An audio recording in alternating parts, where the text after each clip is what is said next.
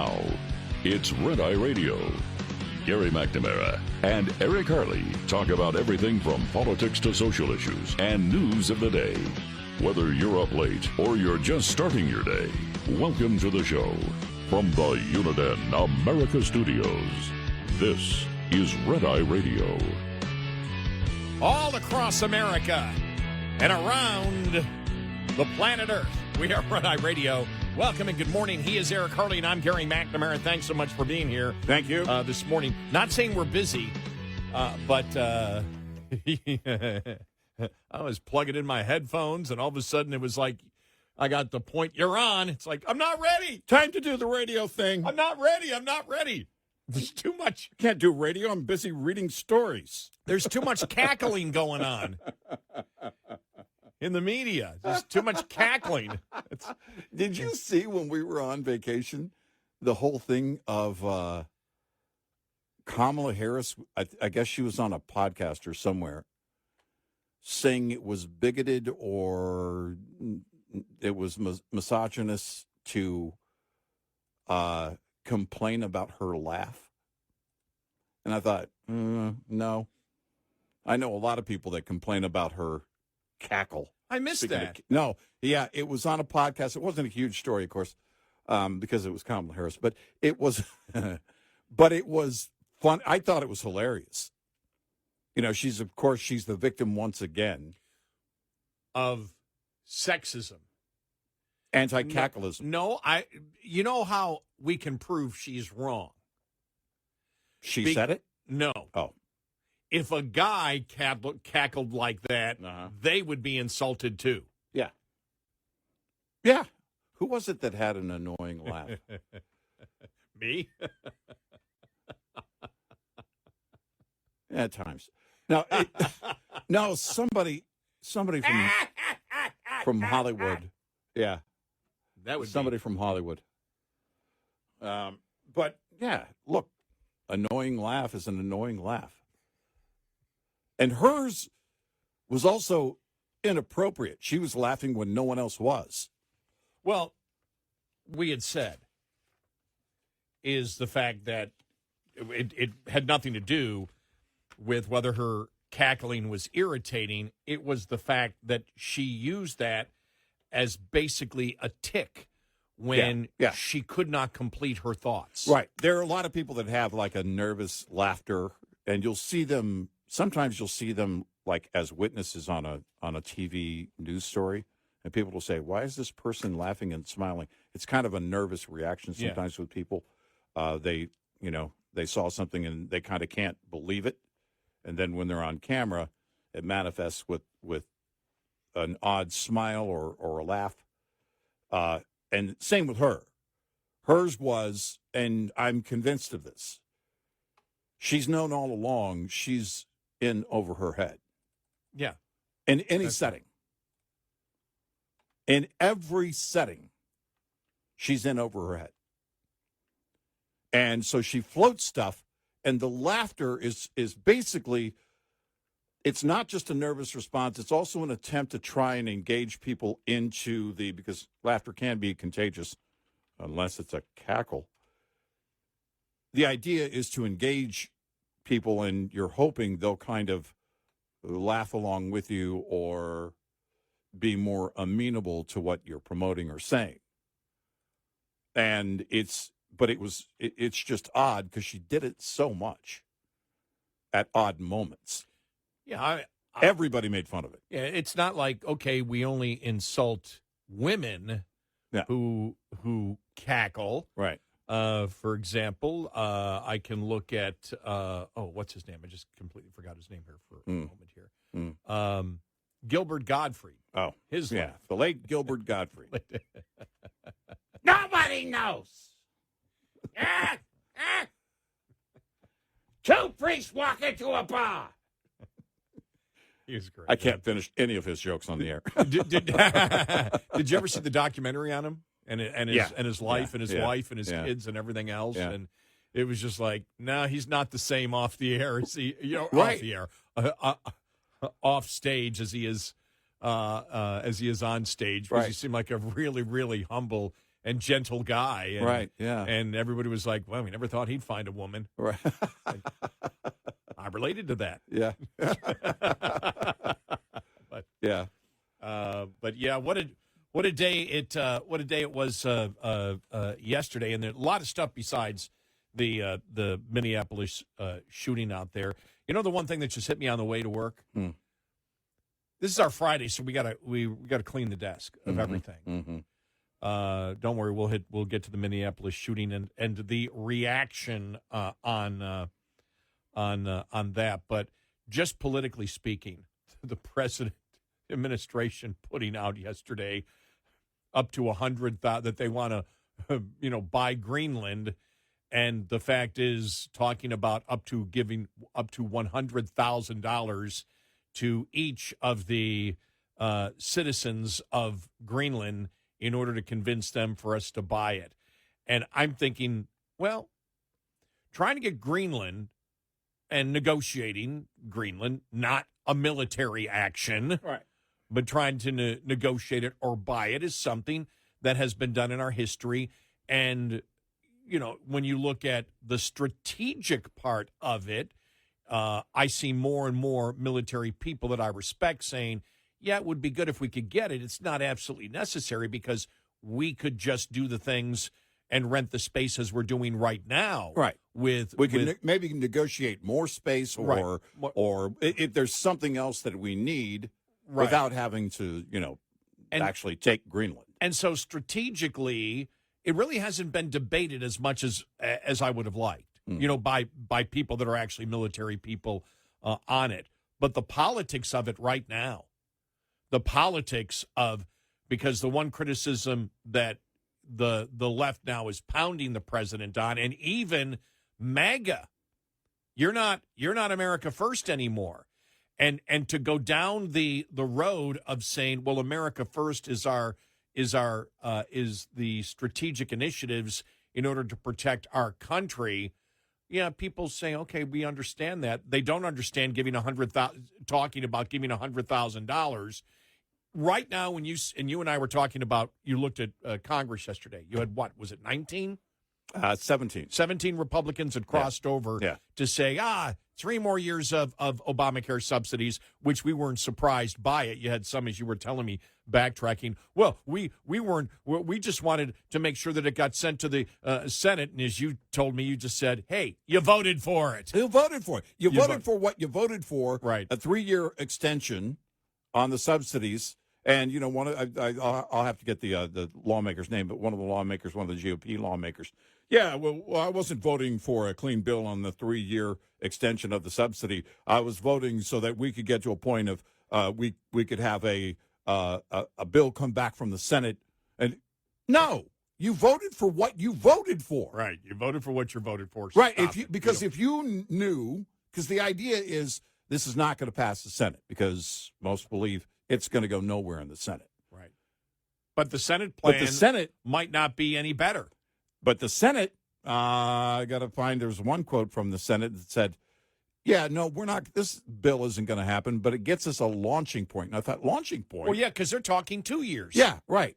They're talking 2 years instead of 3. Right. Which we predicted. We said, look, the Republicans are going to fold on this because they folded on it back in 2017 when they actually had the inertia to get rid of Obamacare. But we'll get to that later on. The point I'm trying to make is the American public right now is we can't afford stuff. And you need to take care of us first. That's where America is. Mm-hmm. That's where a significant portion of MAGA is. Mm-hmm. America first is taking care of us first, and you're talking about $100,000 to Greenland? Yes, but the strategic, I don't want to hear about the strategic part of it. I'm talking about the thought process. Right. This is putting on my political analyst hat on that. So when I heard that yesterday, I'm just like, are you kidding me? And then you take that with the Hyde Amendment thing that the president threw out the other day, and you're just shaking your head going, is he just throwing crap at the wall to see what sticks? Floating balloons is nothing new out of the Beltway from any given White House or anybody in office. But these seem to be just kind of random, these random ideas. Well, maybe we could do this, and maybe we could do that. Or you and I talking about, Freddie and Fannie buying $200 billion in mortgage debt. Yeah. No. I mean, it's just like, no. I mean, it's just like everything is about the government getting more involved. We said it back then when it's like, well, we're going to take a stake in these companies. We said, no. The government, get out of it. Right. No stake in any business. Right. Just do your damn job of what the federal government should be doing, especially if you call yourself a Republican. But stop with this. The government needs to get involved with every damn little stinking business thing across the board. No, get out. Government has been the problem here. Republicans saying the government should have more investment in private business and more pseudo-government private entities out there is exactly what got us to this point. And on the other side, limiting private investment into single-family homes. The president's saying, he wants to limit, corporations from buying single-family homes. Well, which is it? Because you're talking about, because the concern is the, lack of inventory. There's a totally different reason for the lack of inventory. People aren't moving. People in our age group aren't upgrading and creating more avails on existing family homes. Well, the stats came out. I was telling you the stats. Less than 1% of homes are owned by corporations. Right. 87% single owners that own between 1 and 5 homes. Right. 87% of the homes out there. Right. So people who own rentals, right, for a living. But it's not a huge thing with me. If you're not going to do anything, it's symbolic, and I don't want the government involved in it. When you actually look at the statistics out there, now there may be specific areas where they're buying homes that it has more of an effect, but overall, as the federal government, no. But it's the one thing that you and I had talked about and voted for Trump 3 times because the other option is not acceptable. Mm-hmm. It's not acceptable at all. But we've always been worried. The one thing we said, Trump in a second term, will his liberal bent, and people forget about the fact that Trump at one point was a liberal. Mm-hmm. And when all this stuff starts coming around again and you start seeing it, and it's all because of prices. Well, it's all because of the affordability. GOP needs to reconsider the Hyde Amendment. All of these things in recent days. Yeah, which, by the way, the Hyde Amendment, people don't know, is taxpayer funding for abortion in order to somehow get leverage. I don't know what leverage you're getting on Obamacare. You think they're going to get rid of Obamacare? But the Republicans are saying the Senate, what we know right now is, well, 2 years of a clean bill, of clean, not clean, but 2 years of subsidies with some restrictions. The House is like 3 years, and Trump's saying, well, we need to bargain with the Hyde Amendment. And what's that going to change? What are you getting? And by the way, to most Republicans, that's absolutely non-negotiable. Right, it's off the table. Right. There's nothing that the Democrats could offer to make good on that. Sorry. No. There is no middle ground on that. There is no reconsideration. So yeah, it's just fascinating across the board, and it's I wish it wasn't happening, but I'm not surprised by it. Well, because as we stated for the longest time, the Democrats have gone bat soup insane, and the Republicans are becoming much more of the Democratic Party from 15, 20 years ago. Yep, and we knew this was going to happen on health care. Yeah. We said it back in December. I think we probably said it in November. It's going to happen. They're going to cave. Don't know to what extent, but they're going to cave. Does it matter to what extent? Because the problem is you start caving now. Let's say they go 2 years on the extension. Well, in 2 years, they'll cave again. Yeah, if they didn't get it past, go 10. If they didn't get it, get it over with. If they didn't get rid of Obamacare in 2017, they're not getting rid of it. Right. Make them permanent. Yeah. Get it over with. And the other thing was the president should have ignored the Senate vote on the War Powers Act. Yeah. Right. You saw what he, Right. Josh Harley, Yeah. named all the Josh Harley was the new name in there. No, we should never vote for him again, ever. Right. Right. The War Powers Act and that vote is absolutely useless. Meaningless. It's It does nothing. absolutely meaningless. It doesn't do, and the president even wrote about it in there. Right. And I'm like, well, don't publicly come out with one of your biggest supporters, Josh Harley, and start attacking him. I see this as an administration right now because of affordability that's absolutely panicking, that the president is panicking. I don't, because now he's doing some good things.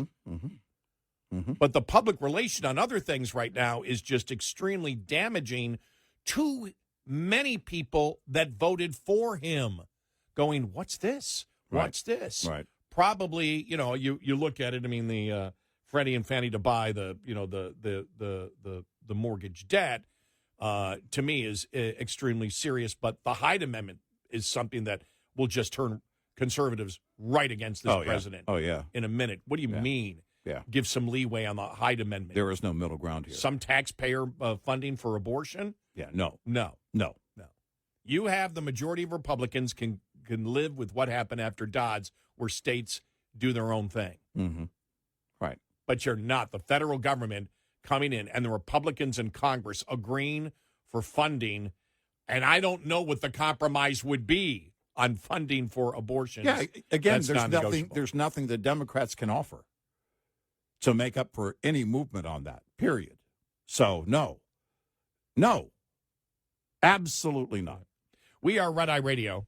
Brought to you by Hot Shot Secret. Hi, I'm Jen Loomis, a transport safety expert at JJ Keller. Compliance, Safety, Accountability is the FMCSA Safety, Compliance, and Enforcement Program. Its goal is to hold motor carriers and drivers accountable for highway safety. CSA does this by assessing the safety performance of motor carriers and drivers. Motor carriers are assigned a score. The carrier is then grouped with other carriers who have had a similar number of safety events. Carrier scores within the group are then ranked. Low scores are better. So carriers with the highest scores are those that are most likely to be targeted for intervention by the FMCSA. Interventions range in severity and may include warning letters, roadside, off-site, or on-site inspections, civil penalties, or operation out-of-service orders. This tip was brought to you by JJ Keller and Associates. Visit us at jjkeller.com.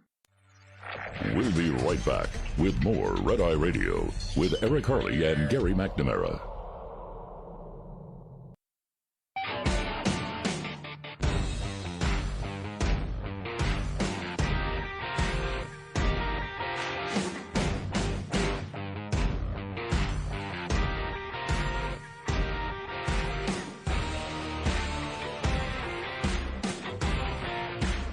We are Red Eye Radio. He is Eric Harley, and I'm Gary McNamara. All right, we'll touch on all those topics coming up, but of course we've got to hit the Milwaukee shooting again, then the Portland shooting, and the Portland officials out there. It's time for you to leave. You're going after gang members, Venezuelan gang members, Right. Who try to run you over, and it really is incredible because no matter what you say, I mean, there's been criticism because of I just can't think of her name, Kristi Noem, talking about the fact that it was a domestic terrorist act, and the back and forth. Well, it wasn't a domestic terror. It wasn't domestic terror. Let's put it this way: judging what a domestic terrorist act is, you're closer to that side than the other side stating it was murder. Yeah. However Right. you want to define, what a domestic terrorist is. It seemed yesterday that one of the things I found interesting was the left is trying to say, because they're saying, this is all part of a conspiracy. There's no conspiracy. There's no conspiracy. Are you kidding me? It may not be a mob-like conspiracy of a 20-year group. Right. But to sit there and say that people aren't communing together to not only stop ICE, but kill ICE, of course it's happening.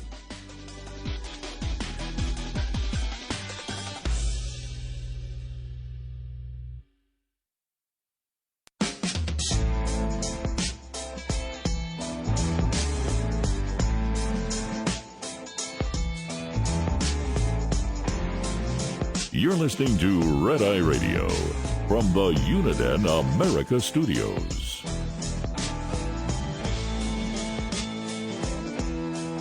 Here, Red Eye Radio. He's our Carly, and I'm Gary McNamara. Welcome and good morning. Hey, let's we got to be entertained, no matter what goes on in the world. You got to be entertained, right? Yeah, of course. Got to be entertained a little bit.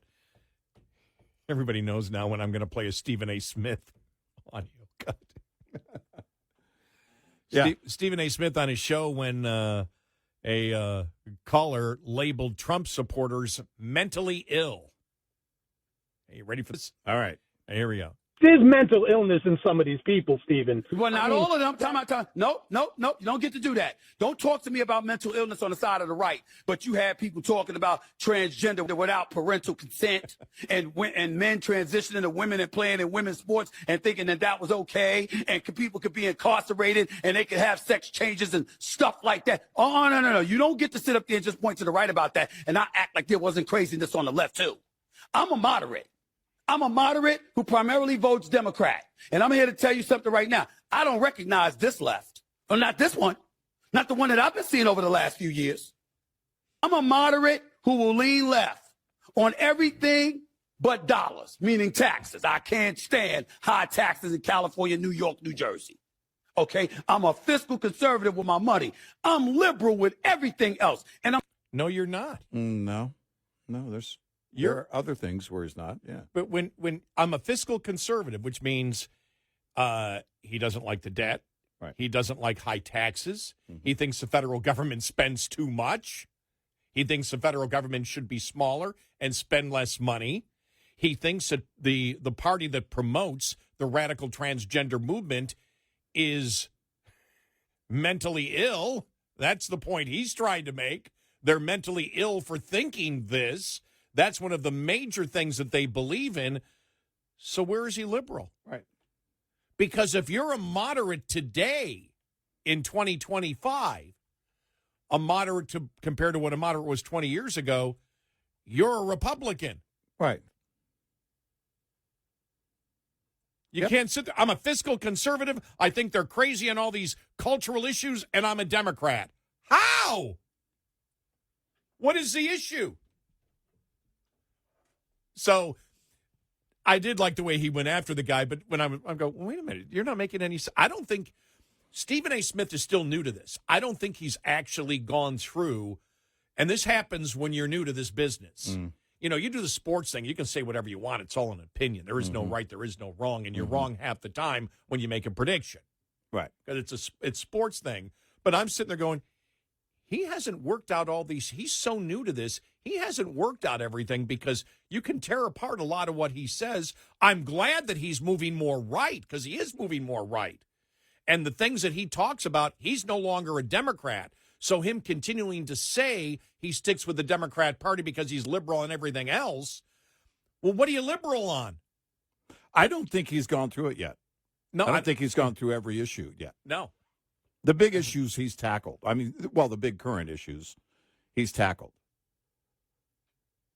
But there are things, and I think, you know, he's, because in the media, you know, coming from where he came from, I mean, is he still doing sports? ESPN, yeah. Yes, remember? Yeah. I went to get my hair cut at Sports Clips, yeah. And I'm like, it was right before Christmas, and there's the Christmas tree is right next to one of the TVs. The TV, when I was waiting, the TV's right there, and I'm like, I look up, I'm like, I can't get away from him. and you know, but in the sports field, you kind of have to be, or you used to before ESPN took that turn, you had to be kind of neutral, right? Because players are kind of all over the place. Of course, you see more and more players now that are not, and they are not afraid to espouse their views on religion, on their faith, and everything else. But a lot of the sportscasters believe that they have to kind of just ride the fence and stick with sports. Well, Stephan A. Smith that's long gone. He's now put his views out there. I just don't think he's walked through every issue. No. Because that was easy for both of us when we heard it go, wait a minute, hold it. So you are in agreement with what the president did in a lot of his foreign policy. Yeah.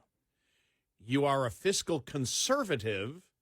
You believe that the Democratic Party is insane on the radical transgender movement, yet you say you're a Democrat and a liberal on everything else. What's left? Right. Right. But I'm not going to criticize too hard because he's slowly moving Right. to the right.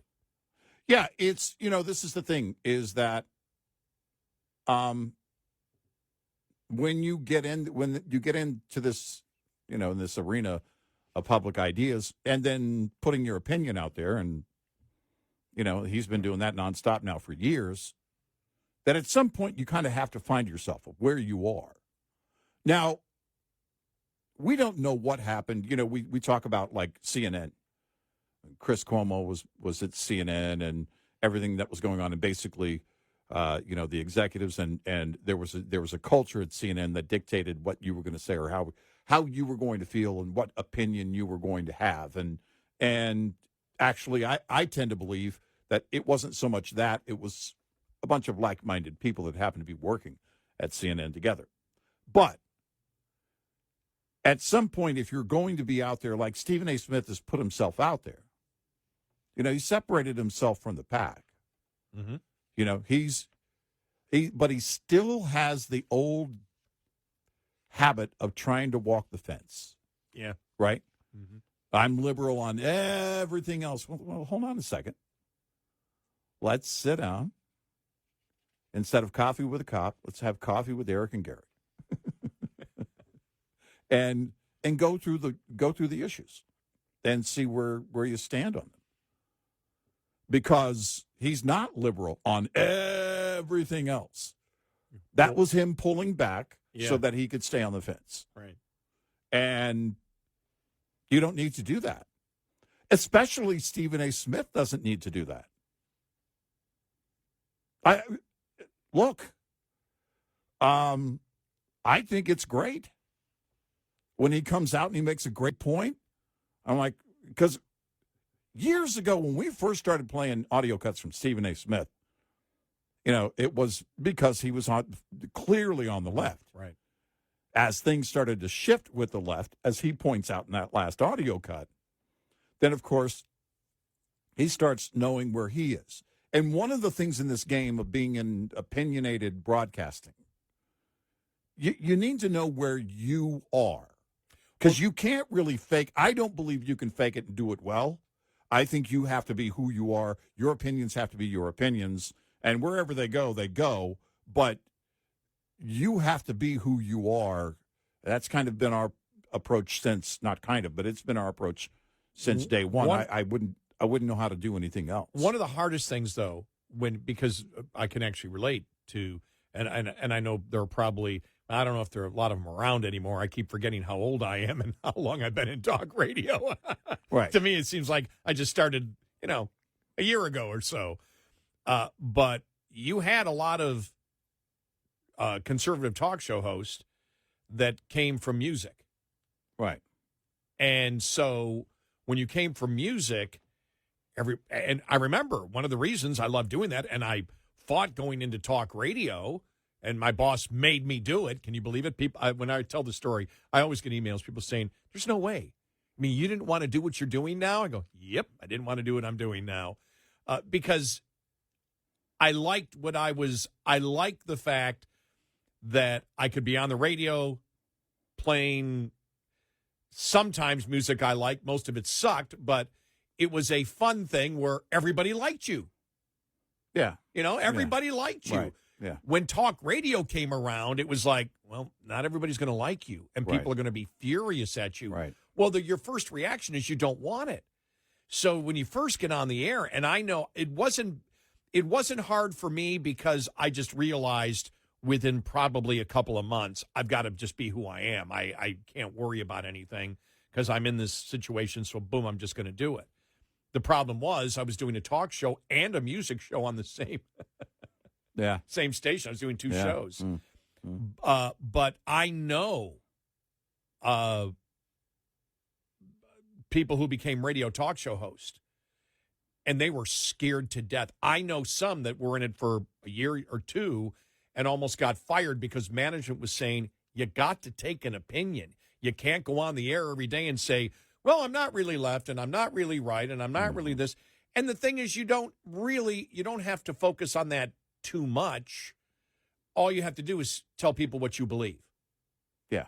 And early on, you're going to get probably, you're going to get, even back then, you're going to get the tribalism. Well, if you believe this, you got to vote this way, and so you got to support this, the Republican Party all the time is what we would get, and you cannot veer from it. And it's like, the hell I can't. If the Republican Party or anybody I vote for goes liberal, I'm going to hit them on it. Mm-hmm. I got no problem doing it because I'm not wrong. Right, right. And so I don't care. And so you and I got that out of the way early on. And it was like, no, I'm going to promote what I believe. I'm not going to promote what you believe. And you and I had the same thing. Remember when the Tea Party came along and we get the calls, you guys don't mention your incredible support for the Tea Party. Are you not for the Tea Party? And we said, what are you talking about? It's not about whether I support the Tea Party. It's whether the Tea Party supports my beliefs. Right. And if the Tea Party supports my beliefs, I'll support that portion of it. If they don't support my beliefs, I won't. Right. But I'm not held to any standard by what anybody else thinks in politics. And you and I early on, remember when we would go after, George W. Bush for the things we didn't like? Yeah. Right. I do remember one time when I did go after Tom DeLay at one point. Remember that? Was yeah. Well, but I mean, I've always, since the late 80s when I got into talk radio, I had no problem ever criticizing Republicans because I always viewed it's my show, and I don't represent the Republican Party. I represent ideas, and I represent the ideas that I believe in, and it's my responsibility to explain, not just in meme mentality. See, it used to be bumper sticker mentality. Not in meme mentality what I believe, but it's my responsibility if I'm going to do it. And I say responsibility as a broadcaster because the goal is to survive. And if you're just bumper sticker, meme mentality all the time, you're going to be labeled as a fraud really, really quick. Yeah. And right. So for us, it's never been a problem. I know for you, it's never been a problem. And that's why I think we work so well together is when we met each other, it's like, well, I'm just going to say what I believe. That's Well, because I don't know any way around it, I mean, because the other option would be to what? I don't know, kind of co-opt somebody else's opinion. Yeah. And then you got to wait for, hey, you got to wake them up in the middle of the night. Hey, could you give me your opinion on this so I can go do a radio show? I mean, it just doesn't work that way. You have to be who you are, and your opinion has to be your opinion. And one thing that we're pretty clear on is we'll tell you why we feel this way. Now, are there talk show hosts that have done that in the past, simply said, whatever the party that I belong to believes, I'm just going to parrot that? Yes. Yeah, yeah. And they believe that that's their role. Right. And that's fine. If they're successful doing it, that's fine. You can have that role. If you listen to this show for any amount of time, you know that we're not a talking points show. There are things that we say that may be similar points to the rest of, I don't know, the right media or whatever. But I'm not going to go along to get along, and I'm not here to be a cheerleader or a kingmaker. I'm here because our public servants should be living up to our Constitution. I want Trump to be successful in his first term or second term, and I want him to have the second half of his second term. I want his party in office. Well, as we said, when you hear criticism, it's about it needs to get together before November 4th. Things need to happen and happen in a big way, and I don't see that happening right now. We are Red Eye Radio. Lines open for your calls. 866-90-RED-EYE on Red Eye Radio.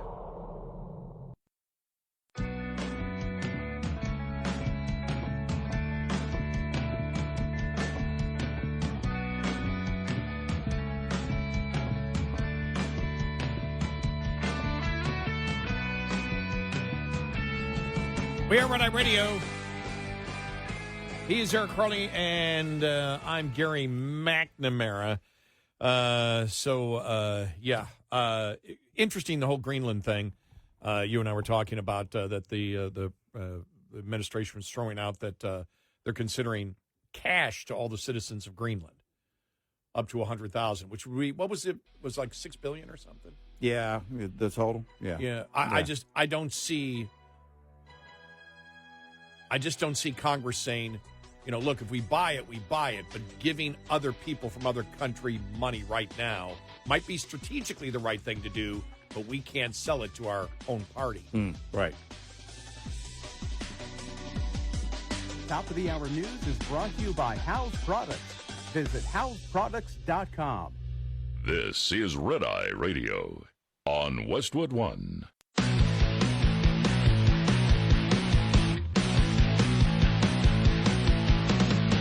Now, it's Red Eye Radio. Gary McNamara and Eric Harley talk about everything from politics to social issues and news of the day. Whether you're up late or you're just starting your day, welcome to the show. From the Uniden America Studios, this is Red Eye Radio. All across America, we are Red Eye Radio. He is Eric Harley, and I'm Gary McNamara. All right, let's get to the events and the comments yesterday on the Minneapolis ice shooting and the Portland one, too. Also, we get to that. But first, it was a good move by the president to send JD Vance out there yesterday. Yep. He did a great job. Here's part of what he was talking about yesterday. Here we go. To the leaders in Minnesota, the governor of Minnesota, the mayor of Minneapolis, to calm down the situation on the ground, on the streets. What's your message also to those protesters who saw that video in a completely different way than you saw that video? Well, first of all, I think if you watch every angle of that video, there is one angle where if you squint, you can maybe tell yourself that it's not clear what happened. But when you look at all angles of that video, it is very clear that her vehicle went right for the guy. She actually collided with him. And then that's, of course, when he fired his shots. That's obvious, okay? So what I'd say to the protesters is, by all means, protest peacefully, but make this about ideas. Make this about disagreement with our policy.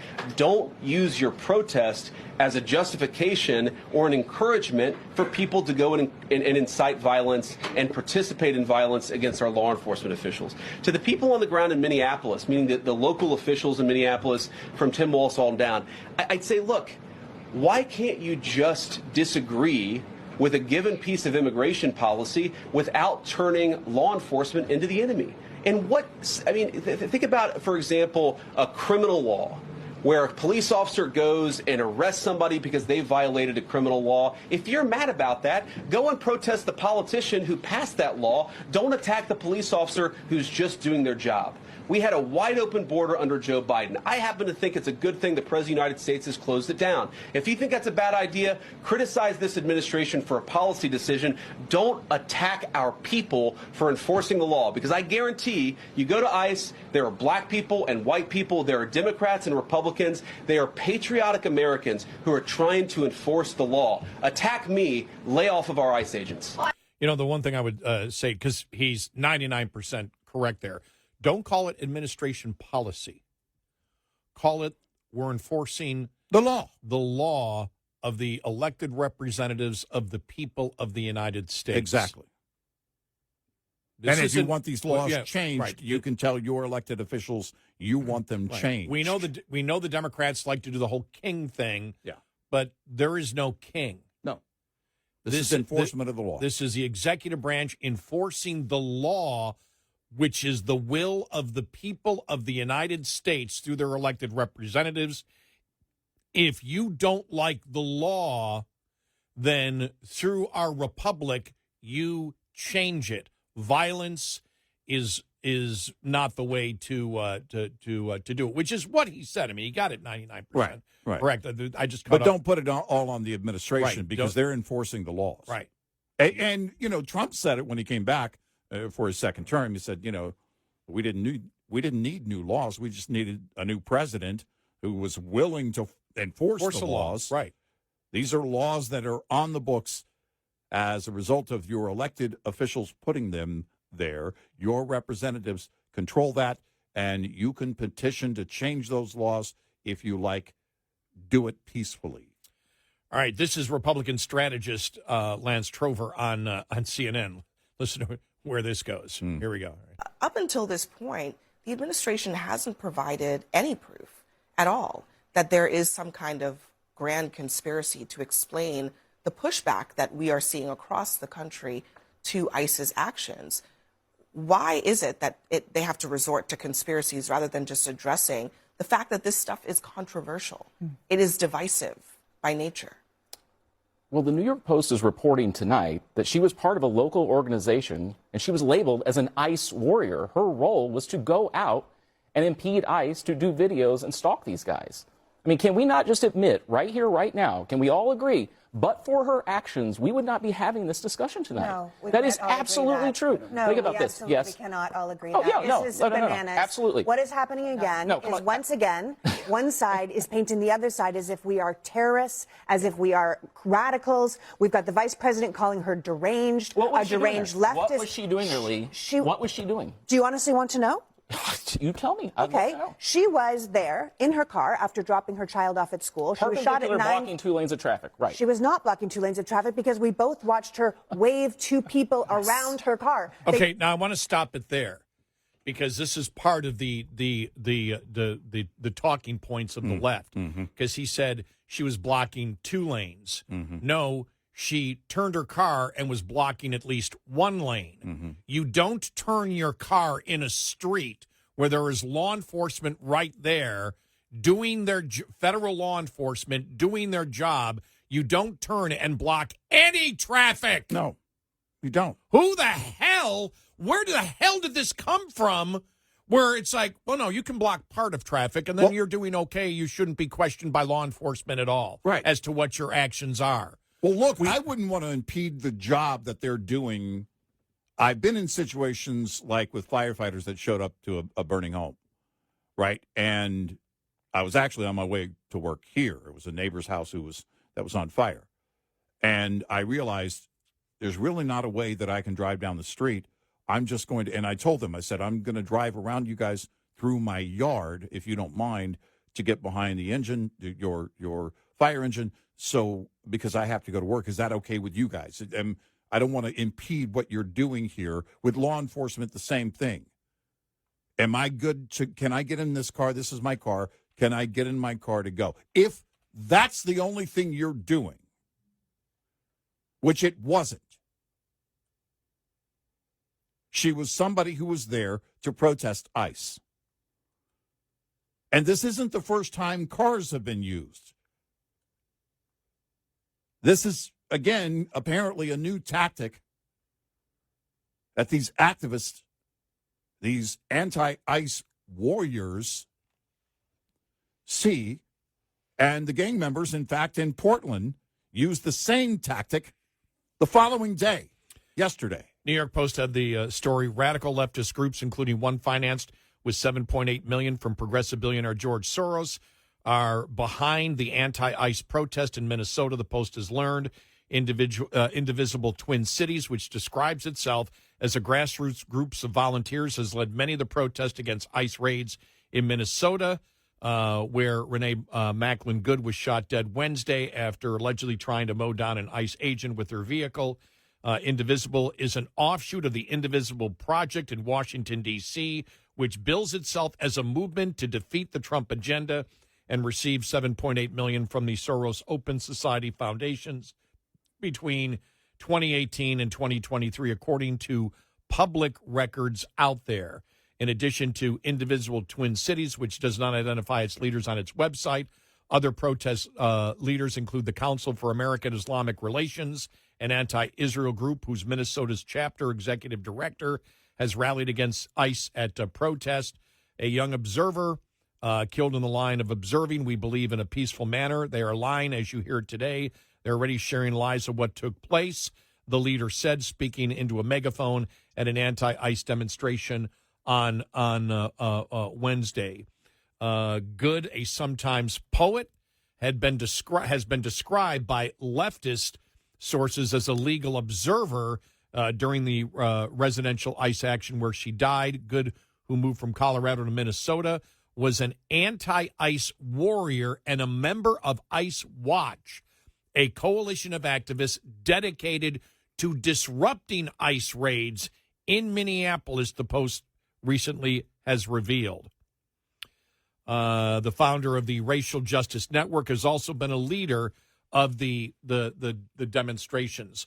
Look, gosh, I hate to say this because I hear it on commercials now and it drives me crazy. This ain't our first rodeo. Yeah. We know. Right. And they go crazy over the fact that there may be groups of people dedicated to doing this. We know there are. Yes. Right. How do we know? Because there was an attempt by at least 20 people who got together online to assassinate unarmed ICE agents. Yep. Just a few miles from where I live. Alvarado, Texas. And we know that there is a permission structure out there. I went. That's what they've been doing on the left. There is a permission structure out there encouraging this. Yes. As we know with the L.A. riots that got out of control. We know that people are communicating online to do these things, just like what happened in 2020. Don't sit there. This is where the things we know are self-evident, because we have seen it happen from the left over and over and over again since 2020. It was like the see the one McDonald's that put up the sign? No ice. Yeah. No. That was no. a franchise. It was a franchise McDonald's, and they put the sign up. Well, they say it wasn't the owner; it was somebody who worked there. Right, it was a manager. Right, or somebody in. But it said whatever management is. No ICE, no federal officers or law enforcement in general. And then the Minneapolis police chief, I saw him saying, "What's going on? This is ICE. Well, people are throwing stuff at us, and we're being blamed." Where the hell have you been the last 5 years? You saw the They hate law enforcement. Of course. Where the hell have you been? Which one was it? Marriott, the Marriott hotel that wouldn't. It was Hilton. Was it Hilton? It was Hilton. Okay, and they wouldn't let them in, and then that was one employee who was in charge of that. They fired that employee. Did you see the one woman apparently worked for a valet service at the Dallas? I can't think of the name of it. Where she put it, I think it was a TikTok video together where she was doxing, saying they're here, the ICE agent. She got fired. Yeah, downtown Dallas, they were doing that. So we know, is it the same thing as a conspiracy of the mob? No, but is there a conspiracy to disrupt, to commit obstruction of law enforcement? Of course there is. Well, we know of the organization. We know the Soros money on protests for years. We know, and it's a combination of both. And we've talked about what's just as dangerous as a conspiracy is a like mindset. And so it's very easy for those who put the plan together and fund all of this, just like within Alvarado, Texas. Authorities say those people didn't know each other otherwise. They met online. Yep. Because they have a like mindset. But it does take that organization, and they organize, and then they carry out their plan, whatever their plan might be, which is, of course, a conspiracy. It's all of the above. But the base of the problem is that you have that like mindset where people justify the violence in their minds because they've been celebrated as heroes when they commit violence. They think they're going to be heroes. And I don't know where this ends. It's only been getting worse. It's not, there hasn't been any correction on this whatsoever over the last year or so. The violence is getting worse and worse and worse. Yeah. It's not like the car's being rammed. We know that there are like-minded people who communicate with each other to do these things. Yep. And it just drives, it's driving the leftist activist insane that now it's being publicized because they know that is deadly, to the promotion of the movement, which is, these are just, you heard Abby on CNN. Oh, these are just people. It's a controversial thing. Can't you just admit that it's controversial and that's why it's happening, that there isn't any type of grand conspiracy? What does grand conspiracy mean? There's conspiracy. There are like-minded people that are getting together to plan these things. How do we know? We saw it in our own neighborhood. Yep. And that was an attempt by 20 people who met on the internet to assassinate ICE agents. Yep. And using cars, using vehicles in this case, which, again, this isn't the first time it happened. It happened before Minnesota, and it happened, in fact, has happened since. Those gang members, those two gang members that were shot in Portland, were using their vehicles to ram agents. And saying, and then, the left trying to say, well, that's not terrorism. That's right out of the terrorist playbook. Use whatever means you have. To create fear. Right. And that's the idea. And violence has to be a part of it. What do you think doxing's about? Right. Doxing's all a part. We know who you are. We know where you live, and all of this. That's all part of it. Yep. That's terrorism. We are Red Eye Radio. This morning's USDA Farm Report is brought to you by House Products. Tested, trusted, guaranteed since 1920. NFL football playoff opening weekend features all but one of the games hosted by teams on the Atlantic coast. But as USDA meteorologist Brad Rippey points out, more distinctive from a weather perspective is how Saturday's contest will fare compared to the other games. We are looking at the potential for weather disruptions in the form of precipitation as that front works its way through. Meaning rain in the early Saturday contest in Carolina and perhaps snow in the evening game at Chicago. By Sunday and Monday night, however, it really looks pretty good for January. Nothing to complain about. With the storm fronts well past by then, meaning dry conditions for playoff games in Jacksonville, Philadelphia, New England, and Pittsburgh, respectively. To put the summary on that, look for some possible exciting weather with rain showers in Charlotte and some snow in Chicago on Saturday, but then dry and seasonable temperatures for the rest of the playoff games Sunday into Monday. I'm Rod Bain reporting for the U.S. Department of Agriculture in Washington, D.C. This report brought to you by Cenex Fuels and Lubes. Coming up, more with Gary McNamara and Eric Harley. It's Red Eye Radio.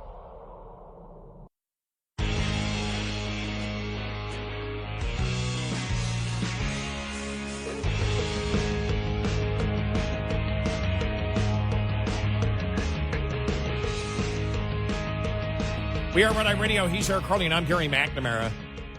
And I haven't seen really much pushback for the New York Post story. Have you? No. That Renee Good, the mother who was killed by a federal agent after veering her car towards him, was an anti-ICE warrior and was part of a group of activists who worked to, quote, document and resist the federal immigration crackdown in Minnesota.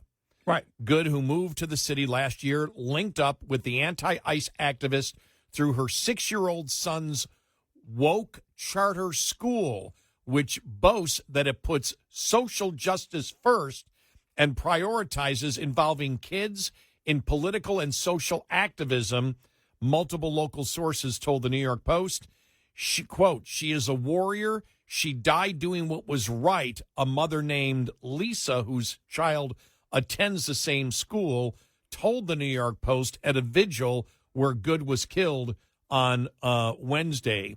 I know she was doing the right thing. I watched the video plenty of times, but I also know in my heart the woman she was doing everything right.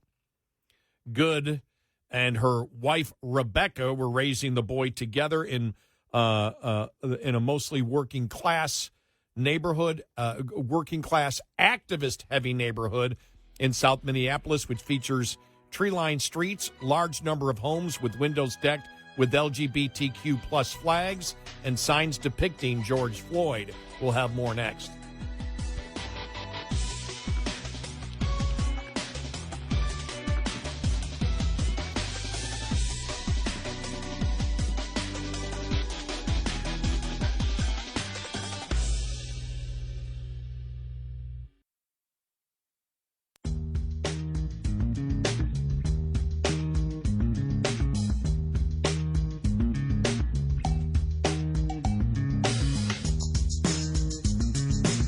Catch Red Eye Radio live every night on the Red Eye Radio app. Available in the App Store.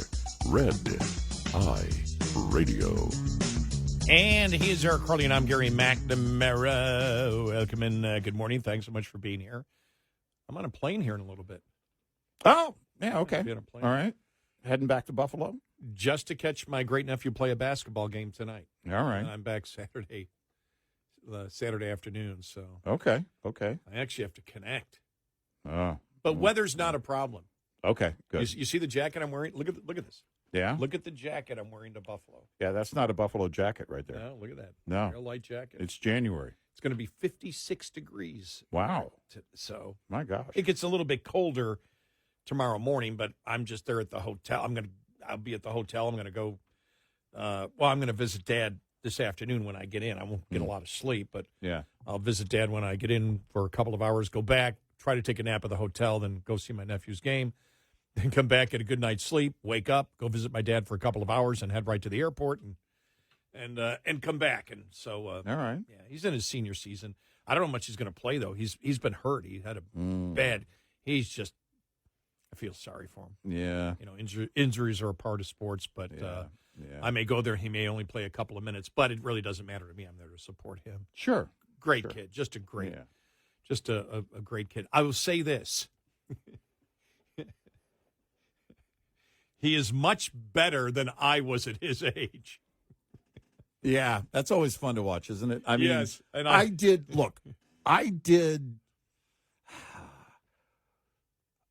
okay is even a little too strong when it comes to sports. I was taller than the other kids when I played basketball, so I was the center, right? And in this one series of playoff games, I did okay because I was taller than the other kids. In baseball, I played left field. I caught a couple of pop flies. But that's about it. My brother was he was a pitcher in baseball, and he was fast. Oh, that wasn't my point. See, my point was not sports. Right. Well, I meant as a human being, he's much more of an adult than I ever was. Oh, at he's much more age. of an adult than I am now. I don't even know him. Wasn't sports related at all. My comment. It was no. He's just much more mature, aggressive of what he wants to do in his life and education and things that he's. See, I can say the same for in. my granddaughters. They're totally on point. They know exactly where they're going. I mean, I got 18. I fell into radio, and I was like, oh, I like this. I like this a lot. It doesn't pay anything, but I love it. I'm going to stay with it. And then the rest is I don't know if it's history yet, but it's in the books. But it is good to see that kind of mindset, because I do think it's what makes up a better athlete, a better student, or a better worker. When they're old enough to get jobs and that kind of thing. If they have that mindset, if they're steadfast in what they want, then they tend to have greater personal discipline, their own personal discipline mission statement, and I love that. I love seeing that. Now, I changed real quick. I mean, it was in my first year of college when I had to pay for college. Yeah. Everything changed at that point. When I got the job at the bank, everything changed. And I look back, I go, wow, I changed real quick because I was a child. I've talked about this. You know, Yeah. I cheated on tests in my senior year and almost got caught. Yeah. And all of a sudden, when you have to pay for your education, Mm-hmm. you don't cheat anymore. Yeah. You mean your senior year in high school? What'd I right? say? Well, you just College? said senior year. But Senior year in high school. Yeah, Yeah. yeah. I remember right. cheating. I remember almost getting caught cheating on a physics test. Mm-hmm. And my teacher told me, he said, "I know you cheated. I can't prove it." Mm. Yeah. I And- know you and- cheated because you passed. I know you cheated, but I can't prove it. But I Yeah. know you're cheating. Mm. And and so I had to back that up with a lie. No, Of I'm course. not. Of course. What good is cheating if you're not going to lie about it? So if I can't remember the teacher's name, but if you're out there and you remember that, yes, I did cheat and I did lie about not cheating. Well. But then I mean you're talking 4 or 5 months later, boom, there it is. I'm, okay, you got to pay for your own education, you're working, everything else. Yeah. All of a sudden, I wasn't paying for a grade anymore. I wanted the actual knowledge. That changed everything. I mean, working during college, working and not getting, and I've talked about the college loan that I took before. I took just $1,000 college loan and invested it and let it grow interest. And then the day it came to pay back after my 4 years of college, you could pay back the entire amount without any interest. And the day before is when I paid it back, and I collected the interest the whole time. Yeah. But that changed everything. Was working and going to college at the same time was really what changed everything. Changed my whole outlook towards life, and realized at the point, that's when I came to the realization that cheating doesn't pay because it's well, what are you trying to do? What are you trying to get? Well, is everything in your life imagery? Right.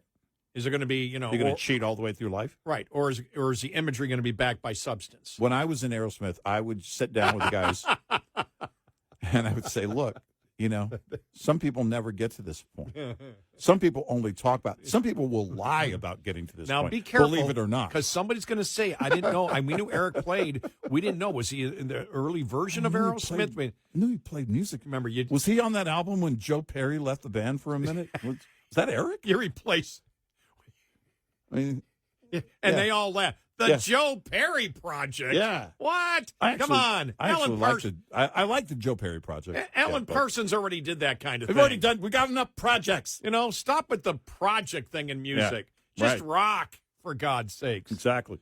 But he's just my great nephew's just and it's good to see. And you know what I wonder, because you look at it and you see him and how he views life, and you're like, okay, they're. And I know, because I know a lot of young people. I talk about my chosen daughters. One's in her older 30s now, the other's in their 20s, and they're as responsible as you can get. They're just absolutely wonderful people, and I look at them, and maybe it's growing up in Texas, but you look at the insanity of what we're dealing with on the left out there. And you really wonder, the story from the New York Post that, this is a neighborhood and they all go to the same charter schools. All the parents think alike. So there's a loose activist group to disrupt ICE.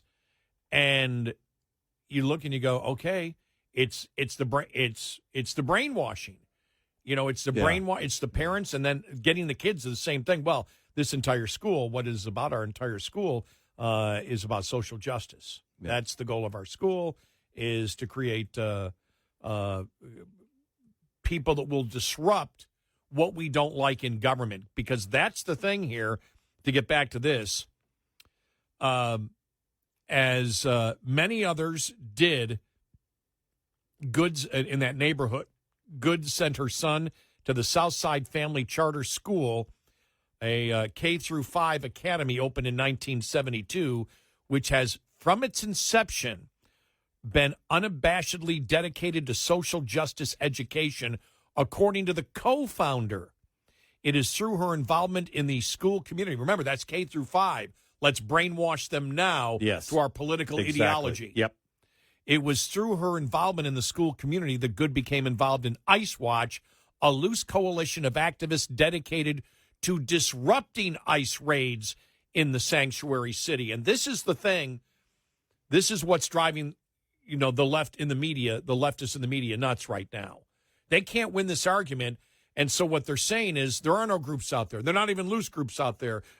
Can't you just admit that this is controversial? Can't you admit it? She was just protesting. She was just taking pictures.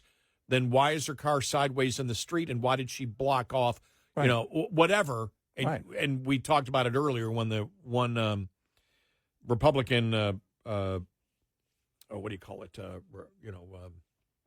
Republican analyst on CNN came out and said, well, she blocked 2 lanes. She didn't block 2 lanes. Well, she at least blocked 1. But you don't turn and block the street at all. Right. You don't get in your car and go forward when an agent is standing in front of your car. Right. And you follow the orders at that particular point. But it's this entire thing that, well, protesting is disrupting. Protesting is obstructing. No, it's not. And they actually believe that. That's the whole point.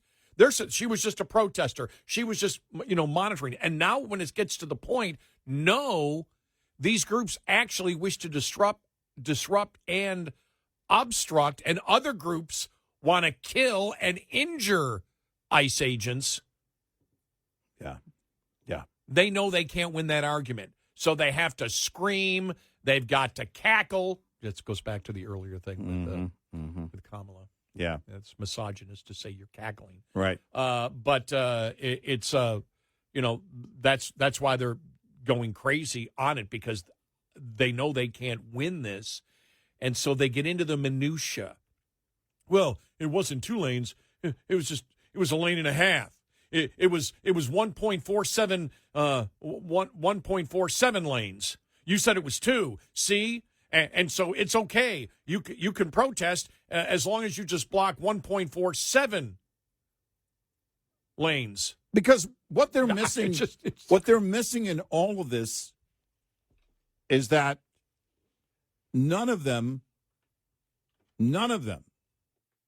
are saying it's not okay to get in your car and drive toward an ICE agent. An ICE agent who's standing right in front of your vehicle, you don't have the right at that point to move forward.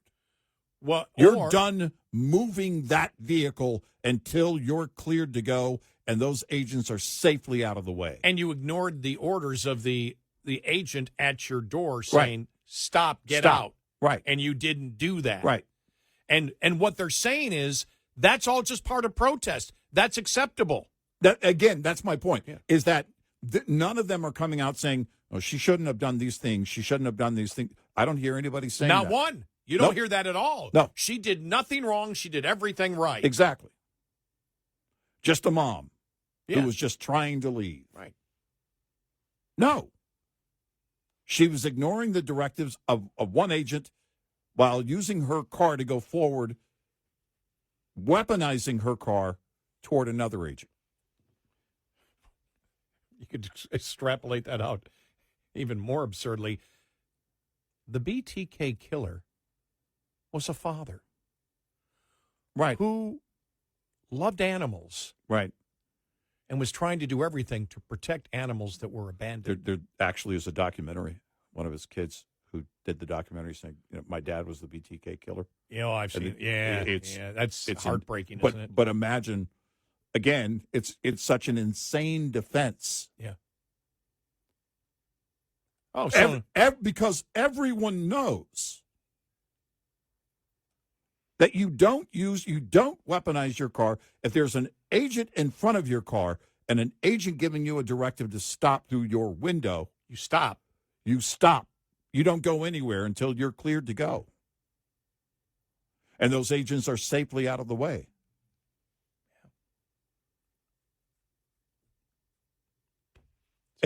But again, they need to justify it any way that they can. Any way that they can. They think they've got to win on this. We are Red Eye Radio. We'll be right back with more Red Eye Radio with Eric Harley and Gary McNamara.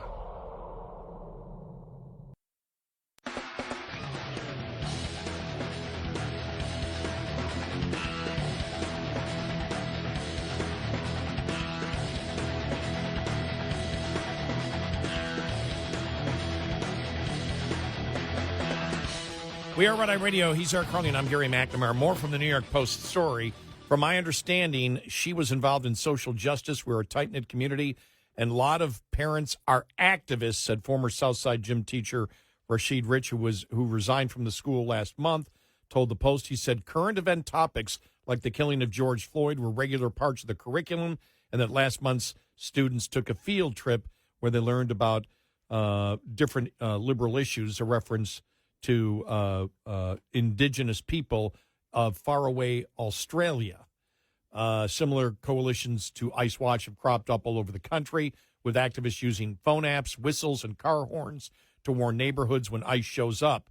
There's the communication right there. There you have it, right there. Ice Watch and adjacent groups can also turn confrontational, with numerous instances of activists ramming agents with their cars in the past. Renee Good was trained against these ICE agents, what to do, what not to do. It's a very thorough training, Lisa said, to listen to commands, know your rights, and whistle when you see an ICE agent. The group started out as a very loose confederation of anti-ICE activists, but has recently aligned itself with more radical organizations, including Twin Cities Ungovernables. Ice Watch recently shared an Instagram post of the group, which encouraged agitators to bring items that would help them barricade the streets around where the shooting took place, even urging people to bring things to burn, such as dried up Christmas trees. We'll have more coming up.